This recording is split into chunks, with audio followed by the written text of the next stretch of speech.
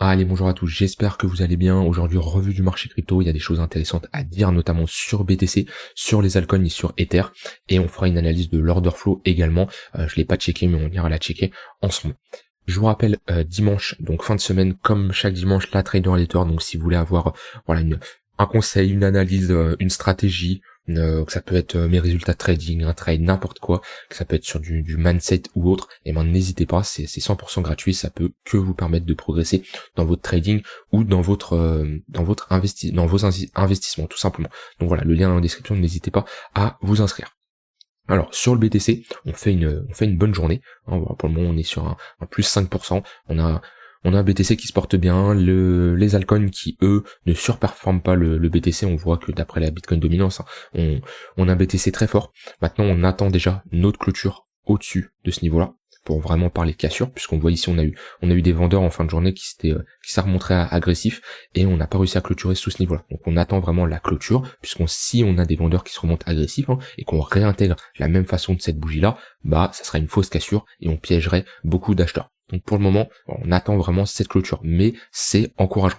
Alors maintenant, ici, on est vraiment sur un gros range, hein, qui avait duré depuis, ça fait 9 mois à peu près, qui dure ce range. On est sur une structure weekly. Donc moi, ce qui m'importe le plus, c'est vraiment la validation de notre clôture weekly. Et là, je pourrais vraiment parler d'un potentiel bottom définitif qui sera posé. Et d'ailleurs, si on a une clôture weekly au-dessus de ce niveau-là, hein, au-dessus des 25 200 $ globalement, bah moi, je réinjecterai encore du cash sur le marché pour le transformer en crypto-monnaie. Donc, alors pas spécialement du BTC, hein, mais globalement, ici, j'ai d'après mon plan que je respecte bien entendu.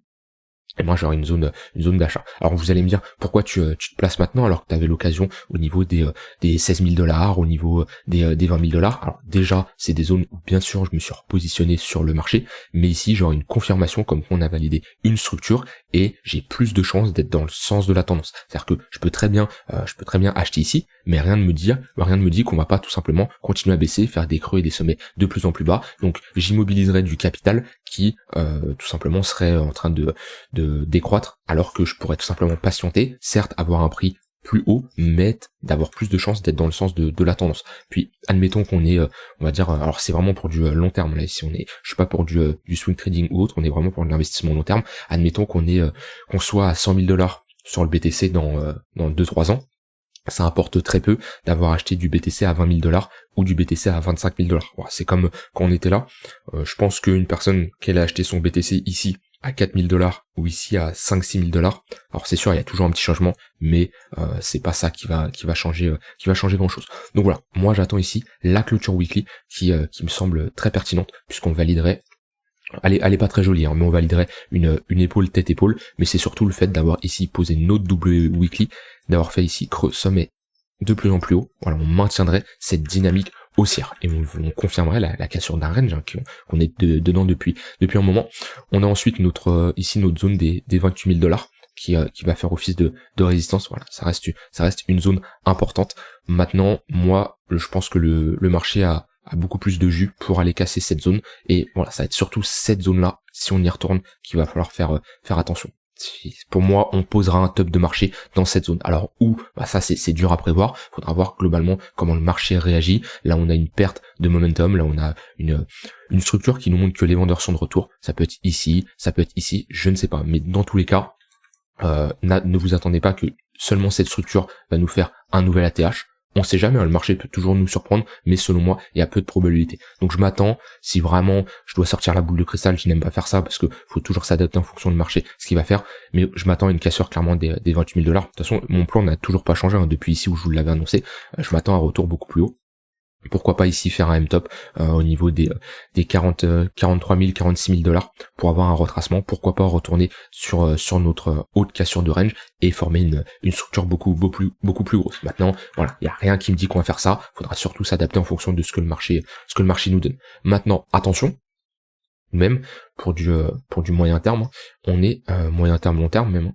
Hop, voilà. On est sur un niveau clé que je vous avais parlé déjà dans la précédente vidéo. On est sur une grosse résistance. On a notre tunnel 3 jours plus notre point pivot yearly qui a un gros niveau qu'on doit absolument casser. À chaque fois je vous l'ai montré, hein, mais ce tunnel daily qui faisait office de support, on l'a cassé, maintenant il fait office de résistance, comme le point pivot yearly. Par exemple ici on a un point pivot yearly, on a parfaitement posé une zone de résistance. Ici pareil, c'était une zone qui a été travaillée. On voit en général c'est une zone, voilà, pareil à peu près comme ici, qui ressemble à ce que je vous ai montré juste avant. Hop, on est venu faire office de résistance. Ici également, office de résistance. Donc on voit que c'est une zone qu'il va falloir surveiller, ou quelqu'un ici qui veut short le marché, ça peut être intéressant. Maintenant, je ne shorterai pas le marché ici parce qu'on a quand même un momentum très haussier, on a un flux très acheteur, le flux il est là, hein, voilà, on le voit d'après le MACD. Maintenant, si on voit qu'on consolide sur ce niveau-là, qu'on n'a pas une réelle cassure, ce qu'on veut c'est vraiment avoir une clôture qui nous montre qu'on casse ce niveau-là. Si on commence à buter dedans, on consolide, on a une perte du momentum, on structure ici un M, il y a une opportunité de short pour revenir chercher sur des niveaux plus bas. Pourquoi pas ici notre zone de rechargement, nos niveaux de notre tunnel daily. C'est une possibilité. Donc faudra voir globalement ici, ça sert à rien de short le marché, d'aller sur du 15 minutes, hein, parce que on est sur un niveau un niveau long terme, on est sur un tunnel 3 jours plus un point pivot yearly. Je vais pas essayer de me concentrer à faire du short sur du 15 minutes, ça n'a aucun sens. Si je veux long ou short le marché sur du 15 minutes, voilà, je me concentre sur des moyennes mobiles plutôt court terme, sur du 15 minutes ou d'une heure. Mais là, on est vraiment sur, on a une vision un peu plus moyen long terme. Et ici, si je veux short, je me concentrerai sur du daily, voire sur du 4 heures éventuellement pour affiner ma position. Mais voilà, pour le moment, on patiente, on voit ce que le marché nous donne. Je vais regarder aussi d'un point de vue order flow parce qu'on est sur résistance et c'est toujours intéressant de voir comment le marché réagit. Est-ce qu'on a du FOMO long ou du FOMO short? Alors ça, c'est très intéressant. C'est exactement ce qu'on veut pour casser un haut de range. En général, quand on arrive sur un haut de range comme ça, il y a tout le marché qui s'excite. Alors est-ce que je pourrais prendre un exemple? Alors là, on a des contre-exemples, au contraire, c'est pas très bon. Pas d'exemple clair, mais ok. Ce que je veux vous dire, c'est, logiquement, quand on arrive sur résistance, c'est une zone, c'est une opportunité de short. En théorie, quand on arrive sur résistance, c'est une opportunité de short, et logiquement, les gens font l'inverse. Les gens, ils long, ça FOMO long, on a un funding extrêmement positif, on a un ratio long qui éclate, voilà, on a un long très de 70%, 65% en général, parce que les gens, ils essayent d'anticiper la cassure. Logiquement, sur résistance, on short. Maintenant, ici, qu'est-ce que je constate? Déjà, on a un funding qui est presque négatif. Voilà, ici, on pose un bottom lorsqu'on fait un funding négatif. Voilà, le funding n'est pas extrêmement positif comme on l'a connu ici. Voilà, bon, ici, on était vraiment dans des zones très très positives. Là, on est toujours sur un funding relativement négatif. Et surtout, on a un ratio short qui augmente. Donc là, on passe sur un ratio short qui est supérieur au ratio long, qui nous montre globalement qu'il y a plus de short. On a ici un open interest qui monte. Bon, le cours monte, donc c'est l'open interest suit l'évolution du prix, mais on peut se dire que ici, il y a également du FOMO short. On a ici, on liquide les shorts, alors on en liquide moins ici.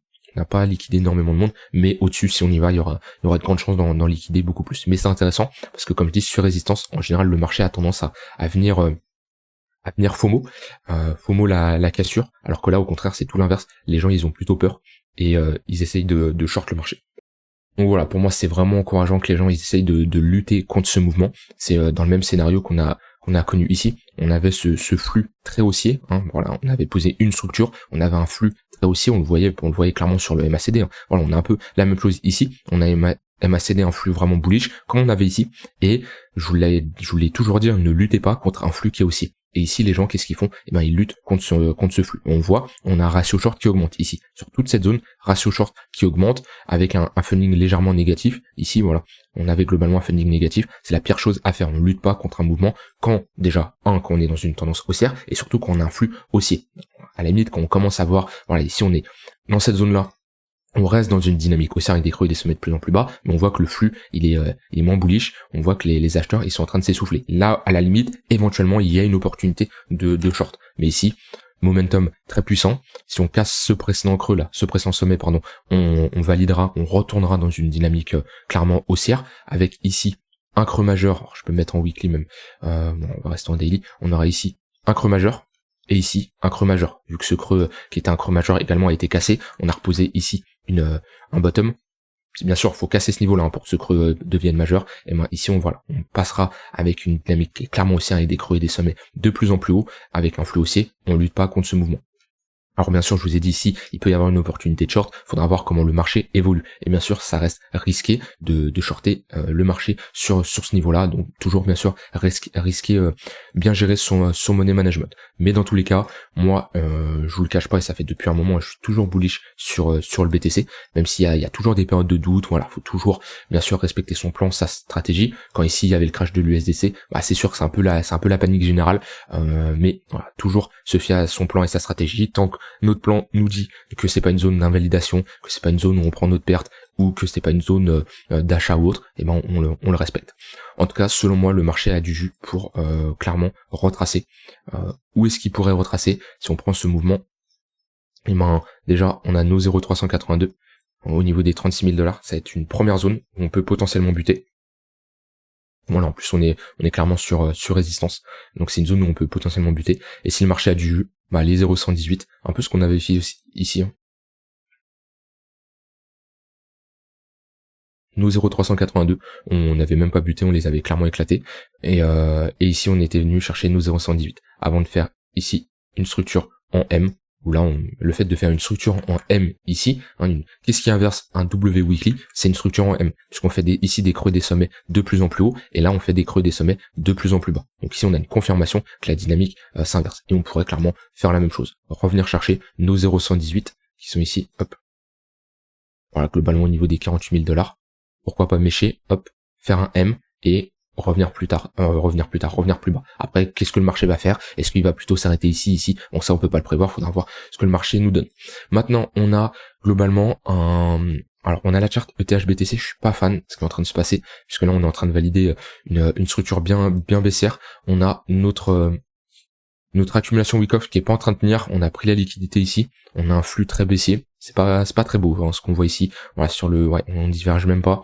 Donc là, il y a de grandes chances qu'on vienne chercher notre bad range au niveau des 0,59. Voilà, ici on avait posé une autre structure, on avait fait un petit W assez rapide ici. Voilà, une magnifique structure, et il y a de grandes chances ici qu'on vienne chercher ce niveau-là qui nous proposera, enfin qui nous dira tout simplement que le BTC est prêt à surperformer Ether et l'ensemble des altcoins. Et pareil ici sur le BTC, on est sur le BTC, sur la Bitcoin dominance, on évolue dans ce canal, on s'approche de la résistance.